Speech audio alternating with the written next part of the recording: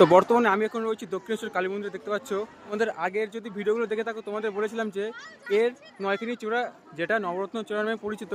তো তোমাদের বলে দিই, ভিতরে ক্যামেরা অ্যালাউ ছিল না, যার কারণে আমাদের ভিডিওটা করতে পারিনি। তো এখানে তোমরা দেখে নাও, এর নয়খানি চূড়া আছে যেটা নবরত্ন চূড়া নামে পরিচিত। তোমাদের বলি, এই মন্দিরটা পুরো 20 একর জমি নিয়ে অবস্থিত। দেখতে পাচ্ছ এই যে পুরো এলাকাটায় যে এদিকে একটা বিল্ডিং আছে আর এদিকে এই মন্দিরটা অবস্থিত। এর মোট 12টি শিবলিঙ্গ আছে, যেটা আমরা দেখে এসেছিলাম।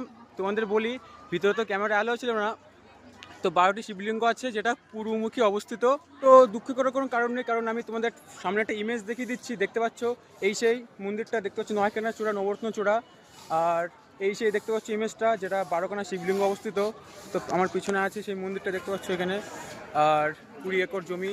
এই মন্দিরটা তৈরি করেছিলেন রানী রাসমণি 9 লক্ষ টাকা ব্যয় করে 1847 সালে থেকে শুরু করেছিল মন্দিরটা নির্মাণ, এবং 1855 সালে এটা কমপ্লিট হয়েছিল। প্রায় 8 বছর লেগেছিল মন্দিরটা তৈরি হতে।